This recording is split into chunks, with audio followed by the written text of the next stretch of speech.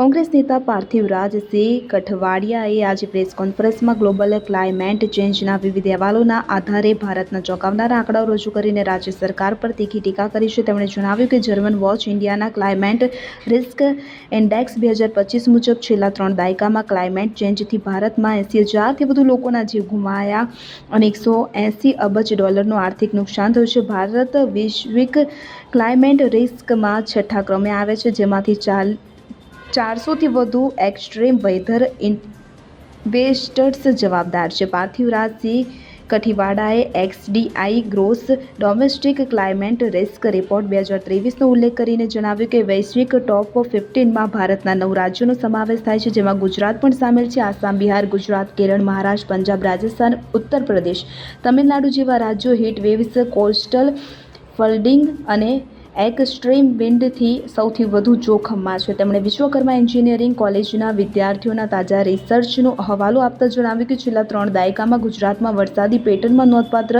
બદલાવ આવ્યો છે. પહેલા ઓછો વરસાદ પડતા સૌરાષ્ટ્ર વિસ્તારમાં હવે વધુ વરસાદ થઈ રહ્યો છે, જ્યારે દક્ષિણ ગુજરાતમાં વધુ વરસાદ પડતા વિસ્તારોમાં ઘટાડો જોવા મળે છે. આના કારણે એક્સ્ટ્રીમ ઇવેન્ટ્સથી અર્બન વિસ્તારોમાં ફ્લડિંગ અને બનાસકાંઠા જેવા વિસ્તારોમાં લીલો દુકાળ પડ્યો છે. પાર્થિવરાજસિંહ કઠવાડિયાએ ગુજરાત સરકાર પર તીખી ટીકા કરતા જણાવ્યું કે 3 દાયકાની સત્તામાં હોવા છતાં ક્લાઇમેટ રિસ્ક માટે કોઈ નક્કર આયોજન નથી. આપણા કરતાં નાના કિનારા ધરાવતા આંધ્રપ્રદેશમાં તો 1053 કિમીની ગ્રેટ ગ્રીન વોલ બનાવવાની તૈયારી ચાલી રહી છે, જે સાયક્લોન અને ઇરોઝનથી રક્ષણ આપશે. તેમણે માંગ કરી કે સરકાર ક્લાઇમેટ પોલિસી અને ગ્રીન ઇન્ફ્રાસ્ટ્રક્ચર્સ પર તાત્કાલિક કાર્યવાહી કરે કે જેથી ખેડૂતો અને અર્બન વસ્તીનું આજીવિકા બચી શકે. આ પ્રેસ કોન્ફરન્સ ક્લાઇમેટ ક્રાઇસિસ વિરુદ્ધ રાજકીય જાગૃતિ વધારવાના પ્રયાસોનો ભાગ છે, જે વૈશ્વિક અને સ્થાનિક સ્તરે ચર્ચાને નવી દિશા આપશે.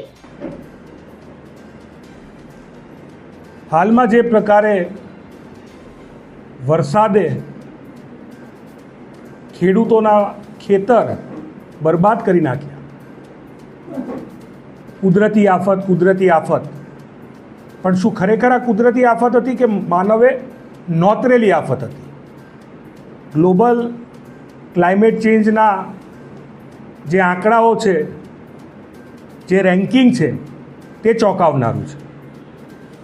જર્મન વોચ દ્વારા છેલ્લા 3 દાયકામાં સમગ્ર વિશ્વમાં ક્લાઇમેટ રિસ્ક ઇન્ડેક્સમાં ભારત દેશને છઠ્ઠા ક્રમે મૂક્યું છે.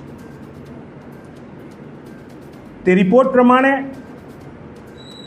ક્લાઇમેટ ચેન્જના લીધે જે ફ્લડ આવ્યા, પૂર આવ્યા, સાયક્લોન્સ આવ્યા, વાવાઝોડા આવ્યા અને જે પણ ક્લાઇમેટ ચેન્જના લીધે ઘટનાઓ બની, તેના લીધે ભારત દેશમાં $180 બિલિયન નુકસાન અને 80,000 લોકોએ જીવ ગુમાવ્યો. તે જ પ્રમાણે ડોમેસ્ટિક, જેને કહી શકાય કે ડોમેસ્ટિક ક્લાઇમેટ રિસ્કના એક રિપોર્ટથી જાણવા મળે છે કે વિશ્વના 2600 પ્રદેશો, એટલે કે અલગ અલગ દેશના અલગ અલગ રાજ્યો, જેના ટોપ 50 રાજ્યોમાંથી ભારતના 9 રાજ્યનો સમાવેશ થાય છે, જેમાંથી એક રાજ્ય આપણું ગુજરાત પણ છે. ગુજરાતને ક્લાઇમેટ રિસ્કથી, ક્લાઇમેટ ચેન્જથી ખૂબ મોટું નુકસાન થઈ રહ્યું છે. તેની વરસાદી પેટર્નમાં ખૂબ મોટા પ્રમાણમાં બદલાવ આવ્યો છે. ઓવરઓલ વરસાદ વધ્યો છે અને વરસાદી દિવસો ઘટ્યા છે. ટૂંકા ગાળામાં એક્સ્ટ્રીમ ઇવેન્ટો વધી છે, જેનાથી પૂર જેવી સ્થિતિ ઊભી થાય છે. આ પ્રકારની ઘટનાઓના લીધે, જેને કહી શકાય કે જે સૌરાષ્ટ્ર રિજનમાં ઓછો વરસાદ પડતો હતો ત્યાં વધુ વરસાદ પડતો થઈ ગયો, અને જ્યાં દક્ષિણ ગુજરાતમાં જ્યાં વધુ વરસાદ પડતો હતો ત્યાં ઓછો થઈ ગયો. પરિસ્થિતિ એવી છે કે એક્સ્ટ્રીમ ઇવેન્ટો વધી ગઈ, જેનો ભોગ આપણા ગુજરાતના ખેડૂતો હાલ બની રહ્યા છે અને આવનારા સમયમાં સૌ ગુજરાતી ભોગ બનશે. ગુજરાત રાજ્યના કેટલાક જિલ્લાઓ, આ તો ગુજરાત રાજ્યની સરકારી સંસ્થામાં થયેલો રિપોર્ટ જણાવે છે કે ગુજરાત રાજ્યમાં દ્વારકા વિસ્તારથી લઈ અમરેલી સુધીનો દરિયાઈ કાંઠાના જિલ્લાઓ, જેમાં જૂનાગઢ અને ગીર સોમનાથનો સમાવેશ થાય છે, પોરબંદરનો સમાવેશ થાય છે, ત્યાં રેનફોલ એટલે કે વરસાદની પ્રક્રિયામાં ખૂબ મોટા પ્રમાણમાં બદલાવ જોવા મળ્યો છે. અને આ બધું જ માત્ર ને માત્ર જે પ્રકારના દેશમાં પ્રદૂષણ, ક્લાઇમેટ ચેન્જના કિસ્સાઓ વધી રહ્યા છે, ક્લાઇમેટ રિસ્કના કિસ્સાઓ વધી રહ્યા છે, તેના લીધે થઈ રહ્યું છે. આપણા કરતાં આંધ્રપ્રદેશનો દરિયા કિનારો નાનો છે, છતાં ત્યાંની સરકાર વાવાઝોડાથી બચવા માટે અને ક્યાંક ને ક્યાંક પર્યાવરણને સુધારવા માટે ગ્રેટ ગ્રીન વોલ બનાવવા જઈ રહી છે, જેમાં દરિયા કિનારાનું બાયોશિલ્ડિંગ કરશે.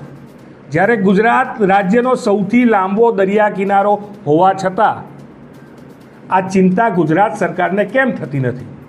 ગુજરાત સરકાર આ 3 દાયકા એટલે કે 30 વર્ષના ડિકેડમાં, 30 વર્ષ એટલે 3 ડિકેડમાં હજી પણ ગુજરાત સરકાર શીખ નથી લઈ શકતી કે ગુજરાત સરકારને ક્લાઇમેટ રિસ્કના કારણે ક્યાંક લીલો દુકાળ જોવા મળે છે બનાસકાંઠા જેવા વિસ્તારમાં, કે ખેતરો તો લીલાછમ હોય પણ પાકે કંઈ નહીં.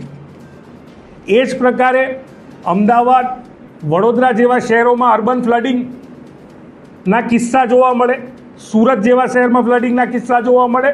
આ માત્ર ને માત્ર આ ઘટનાઓમાં જે વધારો છે એ ક્લાઇમેટ ચેન્જના લીધે છે, અને એની પાછળ કોઈ જવાબદાર છે તો આપણે સૌ જવાબદાર છીએ, અને તે દિશામાં કામ કરવા માટેની અમે સરકારને રજૂઆત કરીએ છીએ આપના માધ્યમથી કે માત્ર ખેતરોના જઈને પાકના નુકસાનનું સર્વે કરવાથી પૂરું નહીં થાય. પર્યાવરણ મંત્રીને ચિંતા કરવી પડશે પર્યાવરણની, કે આ પર્યાવરણનો બચાવ કેમ કરશું. તો એ પર્યાવરણ મંત્રી આ પર્યાવરણમાં આવી ઘટનાઓ કેમ ઘટી શકે તેના માટે શું નક્કર પગલાં ભરશે, તે સૌથી મોટો સવાલ છે. Bureau report CN24 news. હવે જુઓ દેશ દુનિયાની તમામ ખબરો તમારી આંગળીના ટેરવે. ઉઠાવો મોબાઈલ અને Google Play Store પરથી ડાઉનલોડ કરો અમારી CN24 ન્યૂઝ મોબાઈલ એપ.